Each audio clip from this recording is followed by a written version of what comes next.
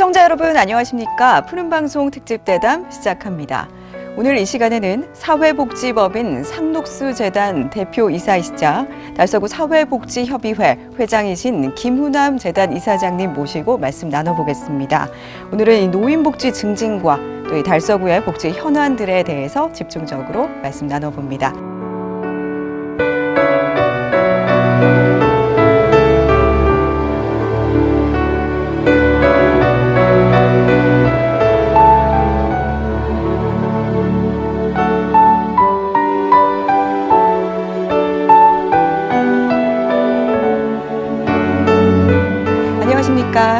안녕하십니까. 네, 먼저 시청자분들께 인사 부탁드리겠습니다. 네, 안녕하십니까. 사회복지법인 상록수재단 대표이사 김훈남입니다. 반갑습니다. 네, 제가 이 사회복지법인 상록수재단이라고 소개를 드렸는데요. 상록수 하면은 항상 푸른 나무를 의미하는 게 맞나요? 어떤 의미가 있을까요? 네, 맞습니다. 1995년에 설립된 저희 법인은 처음에 어린이집을 시작을 하면서 아이들인데 든든한 버팀목이 좀 되었으면 좋겠다. 항상 아이들인데 그늘이 되어줬으면 좋겠다라는 생각 때문에 예전에 우리가 알고 있던 신문의 상록수가 떠올라서 네. 그래서 법인 이름을 상록수로 하게 되었습니다. 그렇군요. 이게 뒤에서 항상 이렇게 든든하게 받쳐주는 그런 상록수를 생각하셨군요. 네. 그렇다면 이 상록수 재단에 대한 소개를 좀 해주시겠습니까? 네, 저희 재단은 1995년에 설립된 사회복지법인 상록수재단이라고 하고요. 9개 시설을 운영하고 있는데 그중에 6개 시설은 직영으로 운영을 하고 있고 3개의 시설은 구청으로부터 위탁 운영되고 있는 시설입니다. 정말 이 노인 복지에 중점을 둔 시설들이 많아 보이는데요. 그중에서도 상록수재단의 단계별 노인 맞춤 사업을 추진 중이라고 하셨는데 이 사업은 어떤 사업일까요? 삶의 이 패러다임을 봤을 때 노인 사업도 필요하겠다고 생각을 해서 제가 2004년에 노인 사업을 시작하게 되었는데 노인 사업을 시작하면서 보니까 어르신들의 특징들이 있더라고요. 그 단계에 맞춰서 사업이 필요하겠다는 생각을 하게 되어서 저희 법인이 지금 총체적인 노인복지사업 패러다임에 맞게 단계별로 지금 서비스를 하고 있는데요. 네.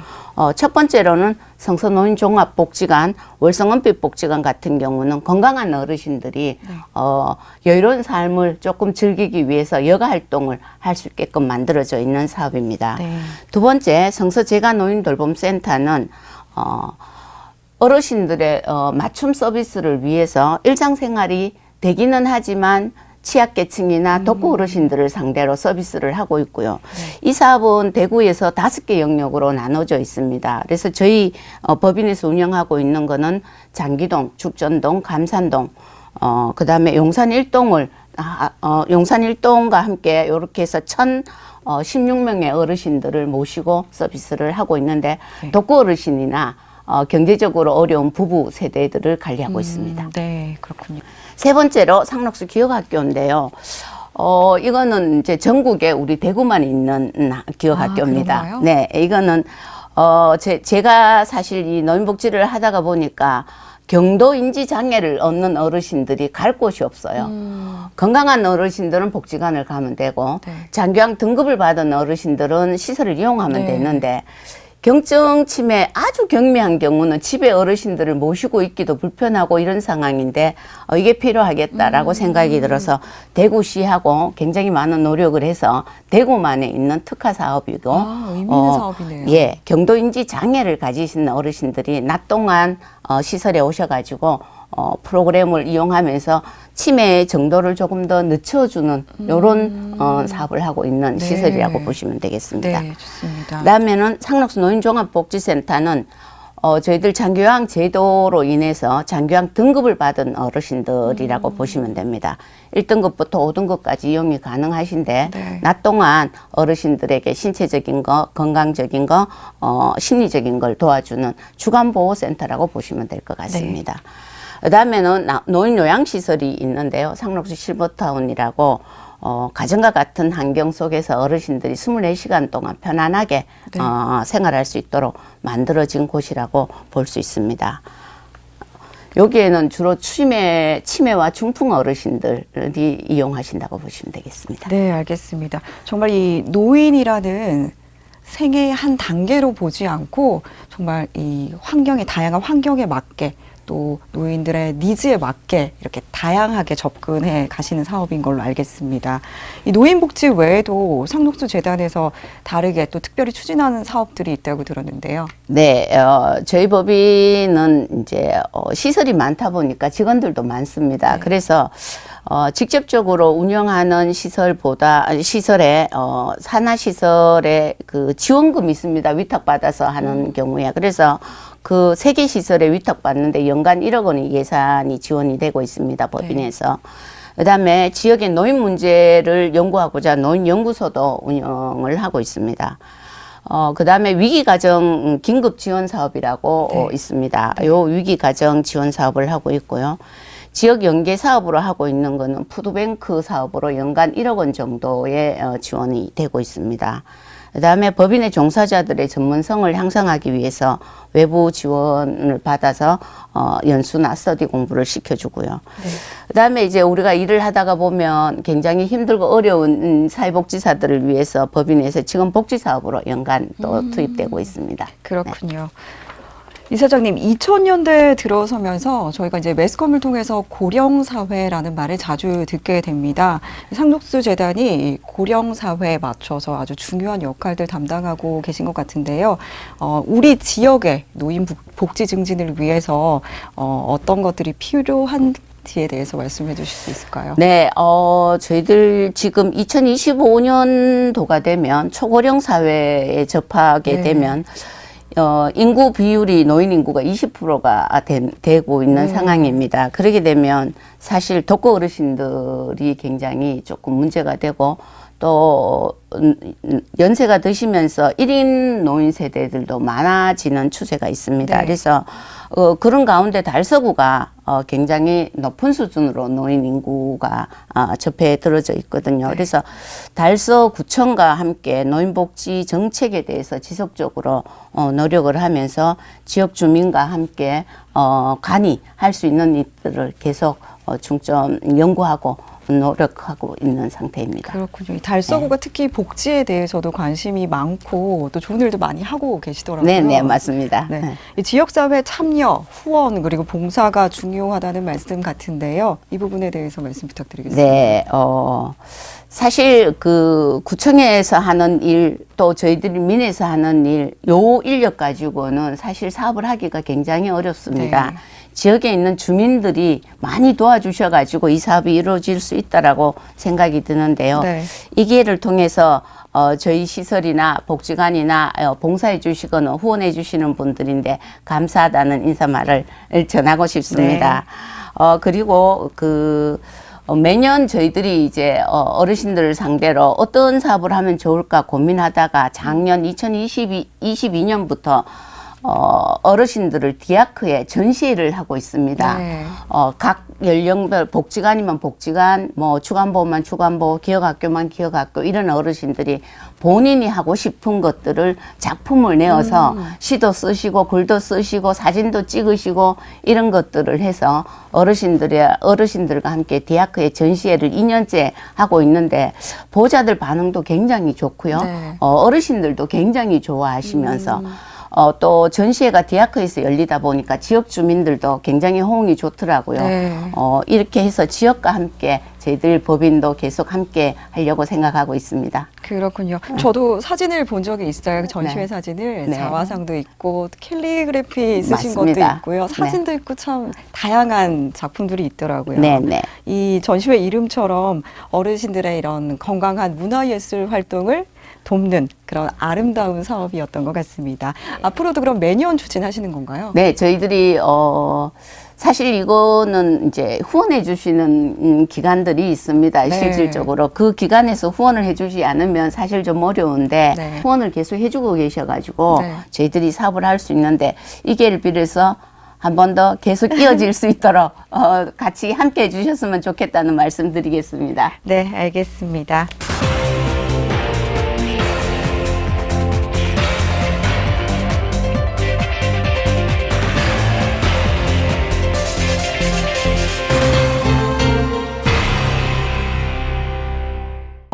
이 최상의 노인 복지 서비스가 이루어지기 위해서는요, 우리 종사자들이 어르신들을 잘 이해하고 또 먼저 다가갈 수 있는 그런 부분도 중요할 것 같습니다. 이 종사자들의 처우 개선도 중요해 보이는데요. 상록수재단의 대표적인 직원 복지 정책들은 그럼 어떤 것들이 있을까요? 자랑할 만한 것들은 몇 가지가 있습니다. 네. 타 법인에 비해서 저희들 법인에서는 직원들의 직무수당이 별도로 지원되고 있습니다. 네. 그다음에 장기 근속자 같은 경우는 유급 아닌 무급 후율로 열흘을 주고요. 그다음에 한금 열세도 지원되고 있고요. 그다음에 저희들이 이제 휴양지로는 제주도에 집을 하나 빌려서 연간 복지사들이 이용할 수 있도록 무료로 이용할 수 있도록 지원해주면 거긴 차량도 지원되어져 네. 있는 상황입니다. 그리고 해마다 이제 우리 직원들인데 제비 뽑기를 해서 네. 휴가비를 지원하고 있습니다. 별도로. 멋진데요, 사장님. 그리고 이제 법인 창립 기념일에 직원들 전체로 모여서 볼링 대회를 하고 있습니다. 네, 그렇군요. 직원을 위한 이런 다양한 복지들이 또 어르신들의 복지 서비스를 더 향상시킬 수 그렇죠. 있는 네. 그런 계기가 됐으면 좋겠습니다. 네. 우리 이사장님 참 바쁜 활동하고 계신데요. 지난 8월에는 이 달서구 사회복지협의회 회장으로 선출이 되셨습니다. 이 자리를 빌어서 축하 말씀 드리고요. 이 사회복지협의회에 대한 소개도 좀 해주시겠습니까? 네, 사회복지협의회는 강력협의회가 있고요. 네. 그 밑에 8개 구군의 협의회가 있습니다. 네. 우리 달서구 협의회는 제가 8월부터 맡게 되었는데 사회복지사업법에 따라서 이 협의회가 있는 상황이고요. 달서구에는 455개의 시설이 있으며 많군요. 거기 종사자들이 5,893명이 근무를 하고 있는데 네. 사회복지 현장의 다양한 이 파트별로 현장에 일을 해 나가고 있는 사회복지사들이고요. 네. 사실 이 협의회를 맡고 보니까 우리 직원들인데 현장에서 어렵게 근무하는 복지사들인데 어떻게 뭘 해줘야 될까 고민이 많더라고요. 네. 그래서 앞으로 이 사회복지사들의 처우 개선과 그다음에 뭐 어떤 것들이 문제가 되는지 또 근무하면서 어려움은 어떤 게 있는지 이런 것들을 중점적으로 살펴서 함께 노력해 나갈 생각입니다. 네, 우리 지역의 이 사회 복지를 위한 총 책임자 역할을 맡고 계시니까요. 또 두루두루 널리 살펴주시면서 좋은 사회 복지 활동들, 굉장히 부담됩니다. 사업들 널리 펼쳐주시리라 믿겠습니다. 또 제가 개인적으로 요즘 이제 보니까요, 고령사에 접어들면서 주변 어르신들을 위한 요양시설들이 많이 주변에 생겨나고 있더라고요. 하지만 저희 일부 뭐 뉴스에서 보면은 요양시설에 대한 걱정 어린 그런 시선들도 많아 보입니다. 이사장님 이제 사회복지 전문가신데요. 전문가 입장에서 보시기에 이 어르신들을 요양시설에 모실 때 뭐 특별히 살펴봐야 될 점 이런 것들이 있을까요? 네, 저는 그 어르신을 모실 때, 아이들이 처음에 어린이집에 갈 때 부모님들이 시설을 굉장히 많이 둘러보시잖아요. 맞아요. 그거와 마찬가지로 어르신들 모실 때도 기관을 방문하셔가지고 그 어르신하고 그 기관하고가 맞는지가 제일 관건이라고 생각을 네. 합니다. 물론 소개를 해서 좋다고 갈 수는 있겠지만 일단 그 어르신이 거기서 잘 적응할 수 있는지가 제일 우선이고 어르신은 거기서 생활을 가정집처럼 생활을 매일매일 하셔야 되는 곳이다 보니까 네. 첫 번째로 들어가서 보이는 인상 그 다음에 상담하는 사회복지사들 이런 것들을 다 환경을 한번 보시고 내 어르신이 여기서 집처럼 편안하게 살 수 있는 곳인가 라는 거를 기준으로 보고 계시고 네. 그게 맞다라고 생각하시면 그곳을 보내시는 게 좋고요. 혹시 이 시설이 아니라 댁에서 이런 이렇게 돌보고 계시는 분들 계시다면 또 특별히 또 해주실 네, 말씀 있으실까요? 방문 요양이라는 서비스가 있는데요. 그 방문 요양 서비스는 어르신이 집에 있으면서 요양보호사가 가서 어르신을 돌봐주시는 경우거든요.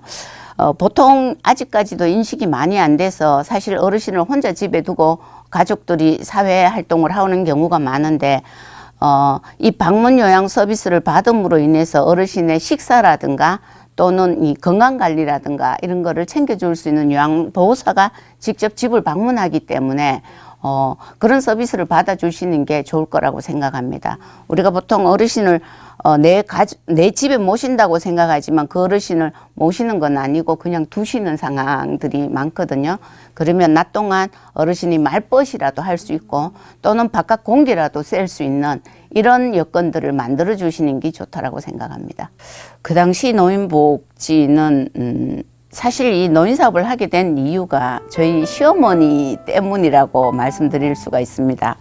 제가 일을 하는 가운데 어르신이 치매가 왔는데 어르신이 보낼 데가 없는 거예요. 낮에 저는 일을 하러 나와야 되는 상황이어서. 그래서 고민하다가 어르신을 낮 동안 어디 보낼 곳이 없을까라는 생각 때문에 대구 시내를 다 알아봤어요. 그랬는데 한금동에 주간보호라는 센터가 있더라고요. 전화를 드렸어요. 그랬더니만 어르신을 모시고 왔다가 모시고 가야지 된다는 거예요. 근데 제가 지역이 그때 칠곡에 살았거든요. 그게 가능하지 않더라고요. 그래서 이제 노인층이 많아지면 노인복지 사업을 확대를 해야 되겠구나. 그렇다면 나도 노인복지 사업을 시작을 해야 될 것 같다라는 생각이 들어가 고민을 하고 있던 중 2000년대 들어서 지금은 고인이 되신 황대훈 청장님하고의 만남이 있었습니다. 그때 청장님이 하시는 말씀이 앞으로 사업은 노인복지 사업을 해야 된다. 노인층이 많아지면 이 어르신들을 어떻게 모실 건가 고민해야 된다라고 얘기를 하시면서 저희인데 노인복지 사업에 대해서 말씀을 하셨습니다. 그래서 그 계기가 되어서 저희가 사실은 노인복지 사업을 시작하게 되었던 겁니다. 그렇군요. 그러면 95년 당시와 또 10년 단위로 본다면 2010년 그리고 현재 이 노인복지가 어떻게 달라졌는지에 대해서 말씀해 주시죠. 시대적으로 굉장히 많은 변화가 있었습니다. 2000년대 시대는 정부에서 지원하는 돈을 그냥 어르신들이나 이 지역 주민 취약계층들인데 나눠주는 형식의 사회복지 영역이었다면 지금은 정부에서 직접 이 대상자들인데 서비스가 가도록 해주는 이런 시스템으로 바뀌어 있다라고 보시면 되고요. 사실 사회복지 현장에 근무하는 종사자들인데는 굉장히 열악한 현장이 되었고 서비스를 받는 입장은 굉장히 혜택이 많아져서 지금은 영역 어디든지 사회복지 영역이 들어가지 않는 곳이 없습니다. 우리가 흔히 얘기하는 우리 직원의 처우 개선 이런 것도 복지 영역이라고 보시면 될 것 같습니다. 그렇다면 이렇게 시대가 변하면서 복지재단의 역할들도 많이 좀 달라져 왔을 것 같아요. 네, 어떻게 달라졌을까요? 저희 법인을 보면 그렇습니다. 저희 법인도 처음 시작할 때는 노인 주간보호, 아까 말씀드렸듯이 우리 어르신이 보낼 곳이 없다라는 생각 때문에 노인 주간보호 시설을 처음에 만들었는데 이 노인 주간보호를 만들고 보니까 이 어르신들보다 경증 어르신들이 밖에서 배회하고 있는 일들이 너무 많은 거예요. 그래서 사실 이제 대구시하고 굉장히 많은 노력을 했습니다. 제가 한 3년 동안 대구시 담당자를 따라다녀가지고 이 기억학교를 만들어야 된다고 얘기를 해서 3년 걸쳐서 이 기억학교를 만들게 되었습니다. 기억학교를 만들고 그 다음에 이제 제가 보니까 건강한 어르신들이 놀아야 될 곳들도 많아져야 된다는 생각이 되어진 거예요. 그래서 이제 복지관을 하게 되었고 이런 시스템으로 가다 보니까 시대에 맞춰서 저희 법인도 변화되어져서 와서 개수가 지금은 9개라는 영역으로 넓혀졌다라고 보시면 될 것 같습니다. 이 사회복지사 하며 인식이 그랬던 것 같아요. 정말 힘든 일 하신다. 네. 그렇지만 좋은 일 하신다. 이런 생각들 많이 하고 계세요. 어르신들과 또 종사자들 간에 서로 존중과 이해도 필요하겠네요. 그렇죠. 우리가 사회가 이렇게 살아간다는 거는 혼자서 살아갈 수는 없잖아요. 함께 서로 배려하고 존중하면서 살아가야 되는데 갈수록 그런 게 조금 부족해진다는 생각이 들어서 사실 아쉬움이 조금 있는 상황입니다. 그래서 이사장님도 이 종사자들을 위한 처우 개선에 이토록 애를 쓰시는가? 네, 가능한 한 저는 이제 생각이 직원들이 뭔가 좀 즐거움이 있고 좋아야지만 또 상대방인데도 잘 할 수 있다라는 생각 때문에 우리 직원들인데는 최선을 다하라는 얘기와 함께 제가 할 수 있는 건 항상 내가 다 해주겠다 이렇게 얘기를 하는 편입니다.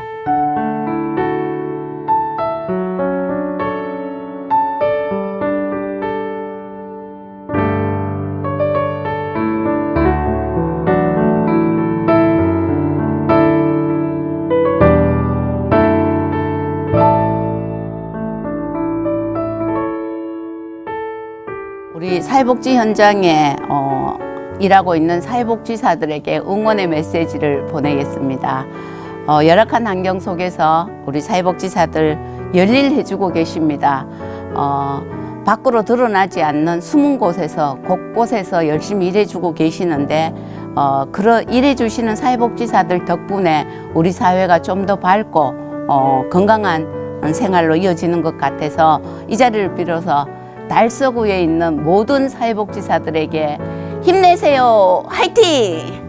네, 이 사회복지란 누군가의 행복을 위한 관심이라고 생각이 되는데요. 건강하고 행복한 지역사회를 만들기 위해서 작은 관심으로 먼저 다가서는 공동체가 되길 바랍니다. 이상으로 푸른방송 특집대담 모두 마치겠습니다. 시청해주신 여러분 고맙습니다.